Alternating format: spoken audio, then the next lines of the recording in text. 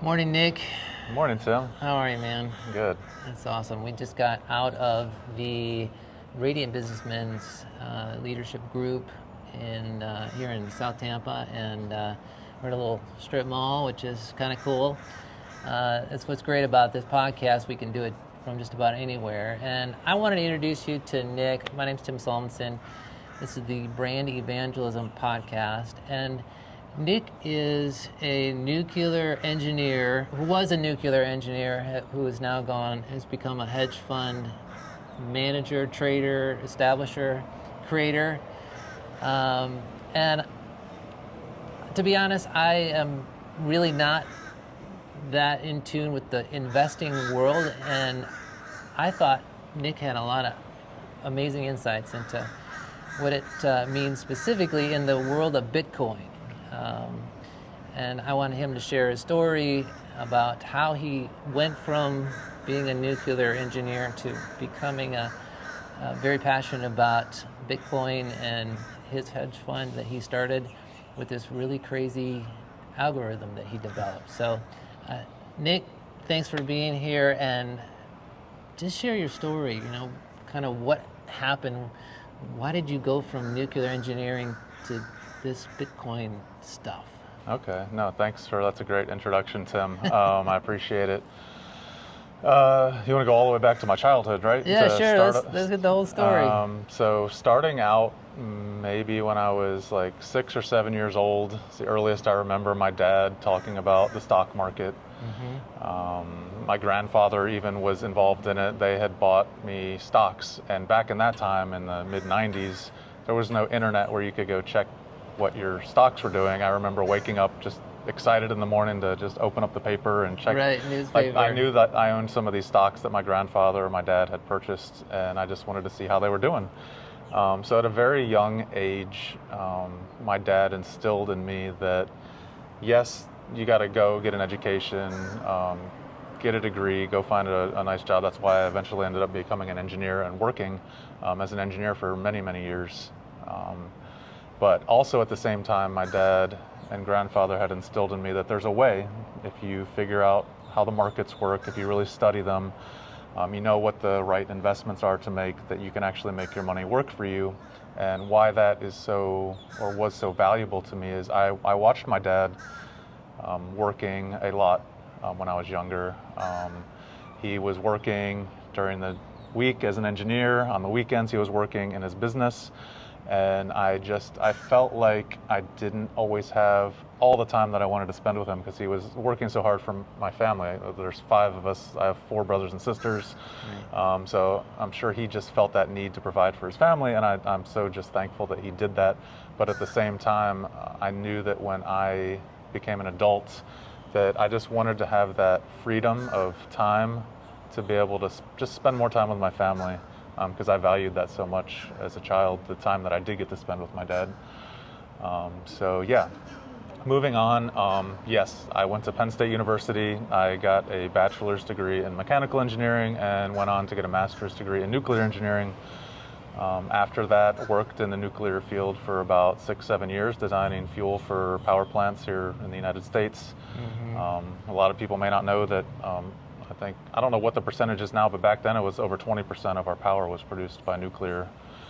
So that was just a cool thing to be involved in, designing nuclear fuel. It taught me a lot about risk analysis and things of that nature that not only can be applied to nuclear in the physics world, but also in the financial markets, I found out later.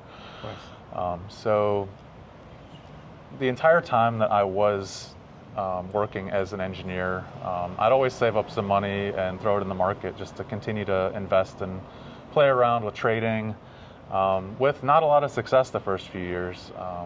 There's a big learning curve that comes along with being in the financial markets. I would admit that I lost a lot of my money those first few years. My dad always called it, you got to pay the tuition into the market. Yeah. And I've paid a lot of tuition into the market. Over the years, I've learned more of what not to do, rather than what to do, because it's very easy to spend a few months learning what to do, but the hardest part about the financial markets is learning what not to do and the things to stay away from. So that brings us up to about 2013, 2014 timeframe. I was in my late 20s, found out about this cool thing called Bitcoin. It was digital currency. Everyone thought it was a scam at that time. Nobody really fully understood it. But I spent a few weeks just doing a lot of research on what it actually was and why it could be so valuable. Can you give us just a little mini overview of what Bitcoin is and how it has value? For sure. So digital currencies, actually a lot of them came about like even before Bitcoin. There was a lot of digital currencies, but the thing that Bitcoin solved was the decentralization aspect of it. And I know that's a big word, decentralization. Right. It allows you, like say I wanted to send you $100 of Bitcoin. Mm-hmm.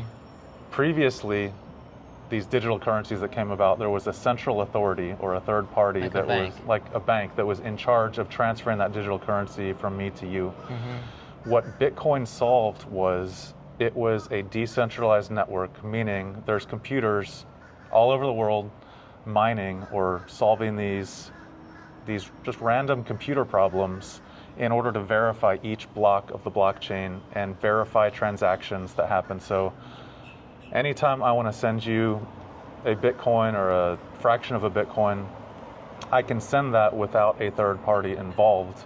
It is the network that is verifying the transactions, and it's a decentralized network, which that's what makes it valuable. It makes it valuable because there's millions of computers spread all across the world verifying these transactions, and each time a block is sent, and a block basically contains, it's like happens every 6 or 7 minutes. The block contains all of the transactions for those 6 or 7 minutes, and they're constantly verified by this network that does not involve a third party.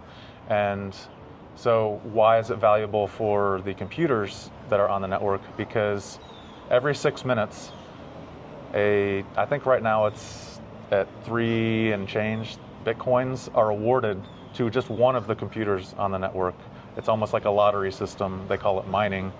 Back in the day, I think the blocks were rewarding like 50 or 25 Bitcoins every 6 minutes, but they cut it in half every like 18 months to reduce the supply that is being released into the market. And that's another thing I saw valuable about Bitcoin, that the US government, whenever they want to create more money, they just turn on the printing presses. Right. Bitcoin has a limited supply of only 21 million Bitcoins will ever be in existence.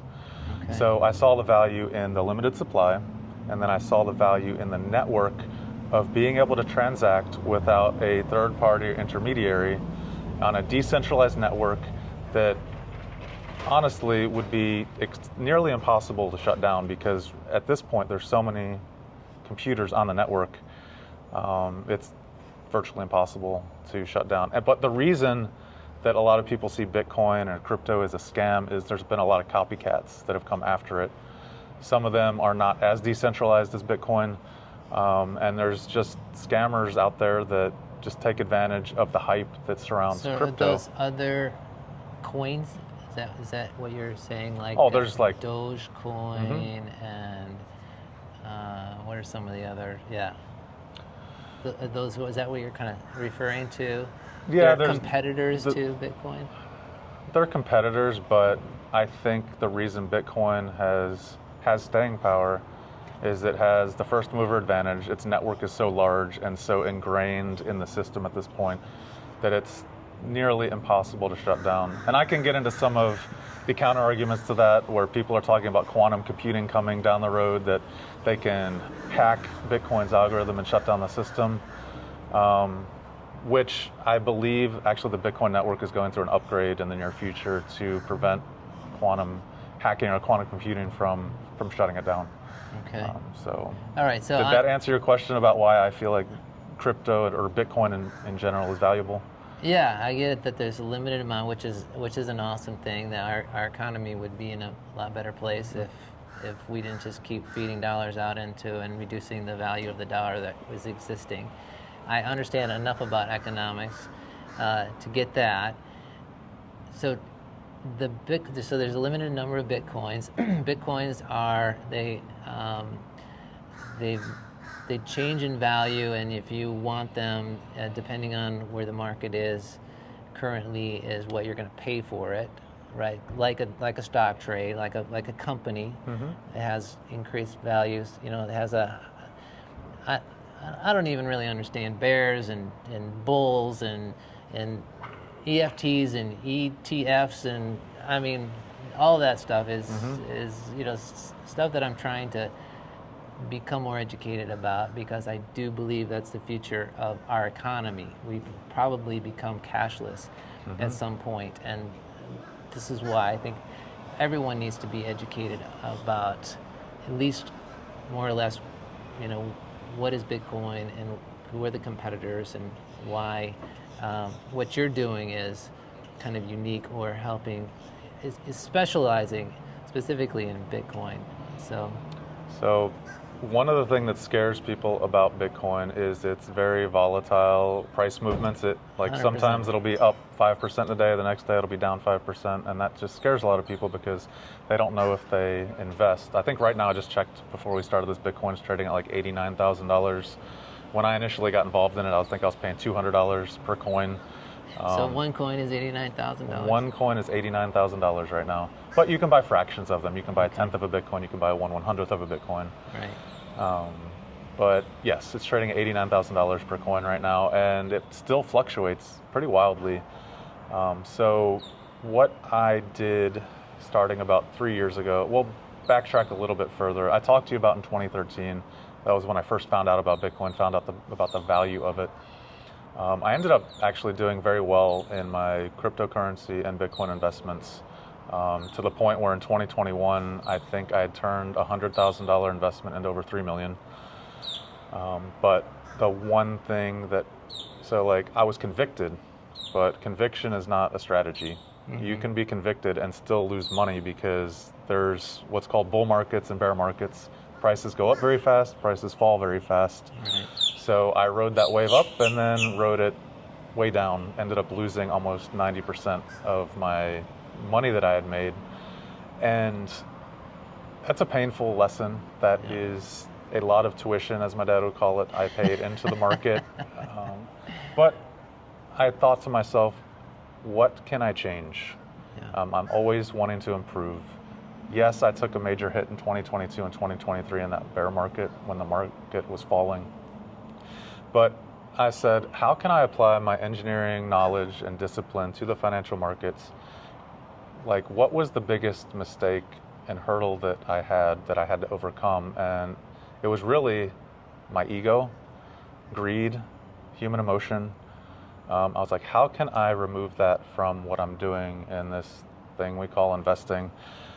So I did a lot of research on what's called algorithmic trading, building systems that are purely data-driven, data-based, remove emotion, allow the computer to make the decision based on historical price data. So I spent about a year studying that, started building algorithms and systems. And after about a year, I felt like I had something that was pretty solid. So this is like programming, coding, that kind of stuff? Coding, a lot of it's called what they call back testing. It's combining different indicators, price movements on what has happened historically in an attempt to predict future price movements. And in doing that, you can get signals that'll tell you when to buy, when to sell, when to short. And for those of you who don't know what shorting is, you can actually make money when the market goes down. Right. So after about a year, I felt like I had a pretty solid grasp, and I had a solid algorithm or system that would tell me what to do. And I'm like, well, yes, it's worked in the past. It shows me what would have happened if I would have applied this system in the past. Let me actually try trading this for a year and see if it actually performs. I did that from, started in June of 2024 to June of 2025, applied this system that I created, ended up gaining about 93%, which is actually, I was very impressed with that, because my back tests, running my system historically, it had averaged about 80% returns per year, while limiting the drawdowns. And a drawdown is like peak to trough, like your account balance, what it goes like high and then low and then recovers and continues moving higher. So we literally, I registered with the SEC as a Regulation D 506C hedge fund. We're allowed to take up to 99 accredited investors. We launched live, took on our first investors about 3 or 4 months ago. Okay, and you got your own money invested in this. I know you have to test these algorithms. You're not going to ask people to invest in something that you're not invested in. So tell me about that experience. So you had a whole bunch of money, and then you didn't.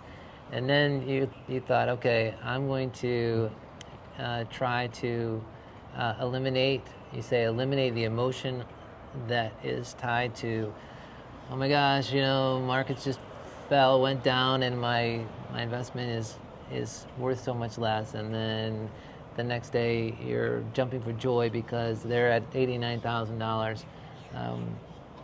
How is it that you're able to trust this algorithm, and what is it that you decided was going to help you convince other people that this is something worth investing in? There's different levels of trust in systems. I think we talked about this before when we were talking previously. I call it like the 3 different levels of trust in what you're doing in terms of algorithmic or systematic trading, whatever you want to call it. There's that first level of running your model, and it is a model, based on historical price data. If you would have run that model historically, would it have been a profitable model? What were the risks involved? What were the biggest losses that it took? And I did that, and that's how we eventually built the system. The second level is actually not only just having the system, but live trading it in the real markets. And that's what I was talking about. We did that from June 2024 to June 2025 and got 93% returns. I think our drawdown max peak to trough was only 12 or 13%, which I found that to be... Explain that a little bit, because that's a little... So imagine you invested in this strategy and... You say drawdown. Drawdown, say you had invested $100,000 into this strategy. First month, maybe you're up 5%. And then next month you have a down month. Then you have a couple months in a row where you're down a total of 13%. Before the algorithm makes a couple more winning trades and you recover that negative 13% and then end up in the positive towards the end of the year. That's exactly what happened when we live traded this. We had a couple bad months where the investments were going up and then they fell a maximum of 13%, and then we ended up recovering and being up a little over 93% at the end of that 12-month period. Okay, that sounds good. Yeah, it is actually very good on a risk-adjusted basis, because to get those types of returns, you typically have to take on more risk, and I feel like our strategy is very risk averse, that we focus on not losing money first before we make gains. We call that risk adjusted returns. And that was the second layer of confidence that I had in the system that I built. Was not only did it work on what we call back testing, it worked in the year that we live traded it. And that gave me the confidence to bring on outside capital investors, which brings us to the third layer of trust is, am I able to do this not only with my own money, am I able to do this with investors' money? And then, so we're in the process of that level 3 of confidence right now, where we are live trading the algorithm with outside investors' capital. At the end of a year, we're gonna go to an accountant, have them audit our trades, audit our accounts. That way we have that piece of paper of confidence saying that, yes, what he's telling you is true. We have a third party verifying it, and that's the third level of trust. So we're in that third level phase right now. We have another 8 months to go before we're going to be finished with that, but I'm pretty excited about what's been happening so far with the markets. So this algorithm, is it top secret, button down? So I gotta believe that other people have thought, okay, we're gonna run the data and crunch the numbers, and is it something that you have as a proprietary, or is it something that you could explain to somebody? It would take a little bit of time to explain to someone. Okay. It's not that you wouldn't explain it? It's not that I wouldn't explain it. It's just that the concepts of this system are pretty complicated. I don't think the average person... So any other nuclear engineer, physicist might be able to get it, but... And I actually heard someone say something at this conference this weekend that was kind of funny. In a room full of geniuses, if you are a genius, you're just average. Right. So it's like, what sets us apart? Yes, I'm a nuclear engineer. I do believe I have the capabilities of building a system like this that will perform. But in the financial markets, you're going up against other physicists, financial, like super high IQ, high intelligence people. Yeah. What sets us apart? I believe discipline. Some of the most intelligent people in the world can still not have mastered discipline. Like, are you able to follow your system when it's made 3 losing trades in a row? Do you still trust the system? Do you still trust the data? And that's hard. It's not an easy thing to master. I believe over the last 20 years of my trading experience, I've built up that muscle of discipline, and also over the last 3 years in working with algorithms, learning that discipline to be able to trust it even when things don't look so good. And I'll give you an example. About 2 months ago, Bitcoin was trading at about 110,000. We had just fallen from about 126,000 at its peak. Wow. My algorithm had made 2 losing trades in a row. And everyone on Twitter, or X now they call it, was screaming, we've fallen to 110,000, now we're going to the moon, we're going to go to 140,000. Yet my system told me to short the market, that we're going down. Meaning sell. Meaning sell, okay. Make money on the way down. Okay. Like, if the market would go up, I would lose money. Yeah. It was hard to press the button to short at that moment because everyone else is screaming, the market's going higher, the market's going higher. Right. We ended up shorting and ended up making about 8% on that trade after about a week or two. And it was just, I just bring that up as an example. It's having the discipline to follow your system at all times. Okay. Because even though I say all human emotion is removed, there is still an emotional aspect because I get the signal. I still have to, as a human, press the button.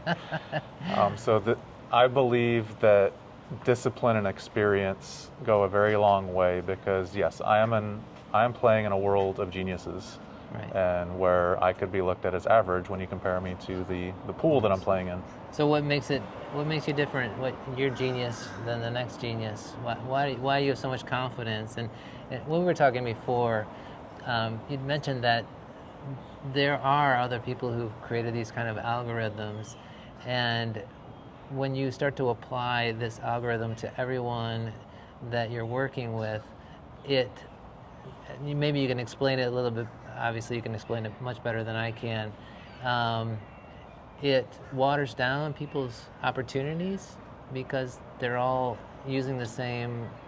How did that work? I mean, that's why I'm hesitant to release all the details of my system, because if there's a saying in the market, if too many people are on one side of a trade, it's not going to be a winning trade because somebody's got to make money. Right. It's a zero-sum game.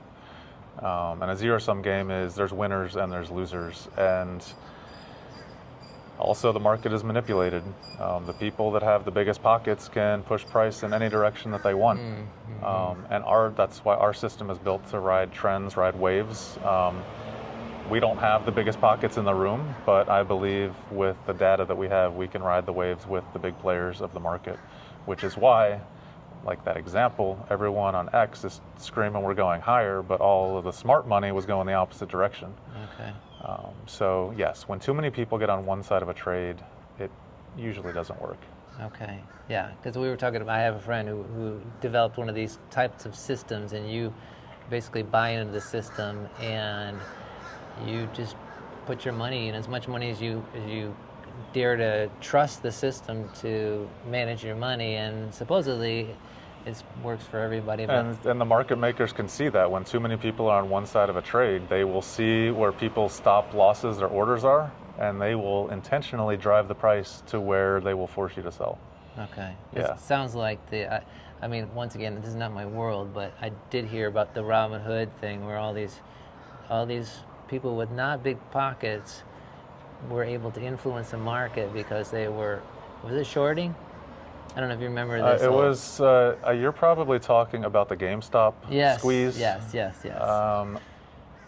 they actually took advantage of the institutional players in that case, which was very interesting. GameStop was one of those stocks that had been beaten down because, like, who's buying video games in stores anymore? Exactly. All the institutional players had that thesis, and they're like, this thing's going to zero, they're going bankrupt. And social media, this one guy who had a very large following was able to influence enough investors. So when you're short, all the institutions were short this stock. If the price goes up a certain point, like say they shorted the stock at, I don't even know what it was trading at, $5. If they're short at $5 and it goes up to 10, they lose 100% of their money because of the way shorting works. So, and that will force people out of their positions, and then that forces the institutions to start buying and covering their positions, which even drove more price appreciation, because not only are people getting excited that the price is going up, all of these people that were short are now forced to buy back their shares, which drives the price up even more. So that was an interesting case of where social following actually had a very large influence on the market. Yeah. But then Robinhood came in, and I think there was a point where they weren't even letting people sell. Oh. The market makers weren't happy that the little guy was making money. So yes, the markets are full of, what would I call it?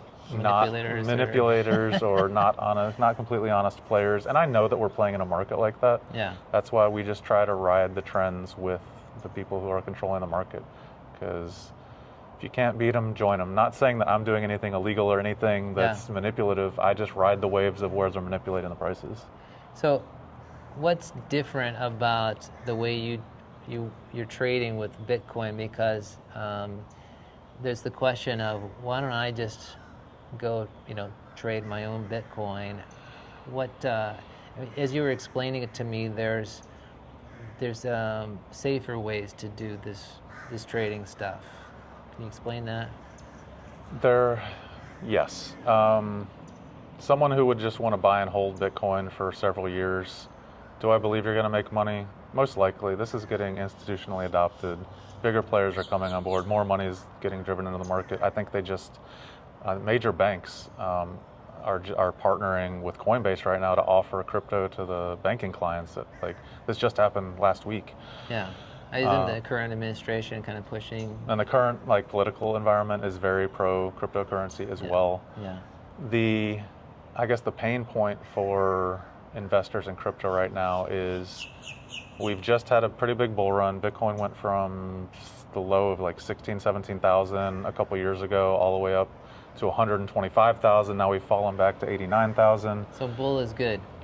Bull market is good if you're holding and the price goes up in value, yes. Okay. The pain point is if you don't have a very sophisticated knowledge of the markets and you're just a buy and hold investor, those drawdowns that we talked about, the peak to trough, you could buy Bitcoin at 89,000 today, and if we have a bear market over the next couple of years, you could lose 40, 50, 60% of the value of your investment, because that's the same thing that happened back in 2021 to 2023. Bitcoin lost 70% of its value. It went from 65,000 down to 17,000. Wow. And are you able to stomach those losses and hold through them? Right. And that's part of the reason I built the system, to be able to let me know when is the highest statistical probability of being out of the market, when is that good? I mean, I'll be honest right now, our algorithm is sitting in cash right now. It doesn't have a high certainty or high probability that we're going to go up or go down. So it's just sitting and waiting until the conditions show themselves to being a higher statistical probability move of us going up or down, and we're just waiting for that. And that's where the patience and discipline comes in, to not always needing to be invested. Does that cash generate any return at all? Is it just... In our hedge fund, it sits in a money market account until it's ready to be used. So it is earning a little bit of interest, probably 2-3% right now is what the money markets are paying. Right, okay. So the bad news is that not just anyone can rush out and, if you had a couple $100,000 laying around and say, hey, Nick, you seem like a really nice guy. I resonate with your values, because I know if you're talking with Tim, you're probably a man of faith, and the bad news is you just can't give Nick your couple $100,000 for him to invest using his algorithms and making you a whole bunch of money. That's the, it's not the promise, it's the hope. If people did want to invest, and I know that you've just gone through this whole process of getting all your certifications, tell us who you need to be in order to make an investment, and if you're not that person, how you can become that person.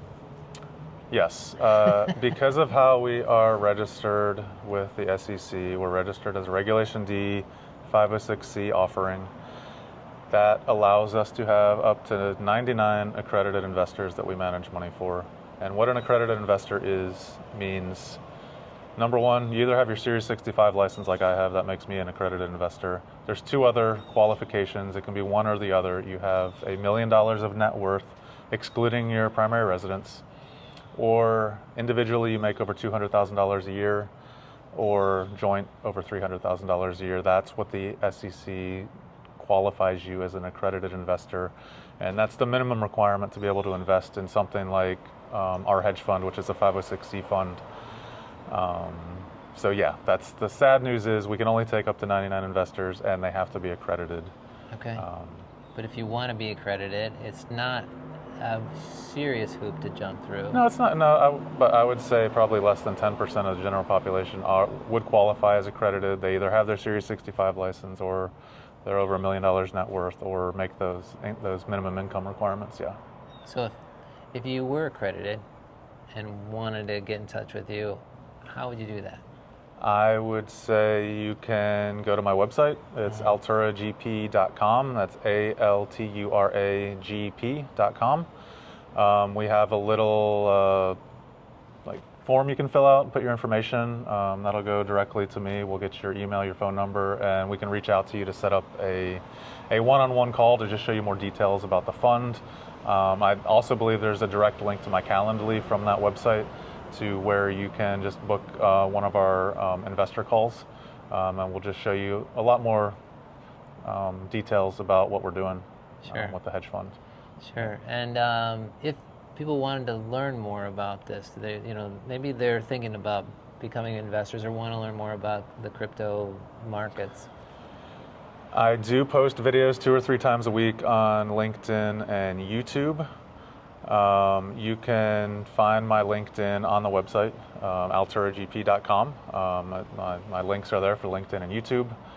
Just go watch those videos. I talk a lot about the psychology of running a hedge fund. I talk about a lot of what I learned, what not to do in trading and investing. So that's why I place a very high value on the psychology behind investing, because anyone can go and study trading and investing and learn pretty much everything you need to know about technical indicators within 6 months to a year. The real thing that most investors struggle with in mastering is themselves, and mastering their emotions. And I eventually came to the point I had to lower my ego and be like, I don't know if I'm ever going to master my emotions in this. That's why I have to completely separate myself with a systematic trading algorithm. Right, gotcha. Hey, it's been a pleasure. Tim, thank you. Appreciate it. Of course, and wishing you all the best. And hopefully there's folks out there who got a better understanding of crypto markets and what crypto, Bitcoin, and all that is. And and if you want to connect with Nick, do so. Reach out to him on LinkedIn or through his YouTube channel, or through his website. So have a wonderful rest of your day, and look forward to seeing you on the next episode. Thanks, Tim. You bet.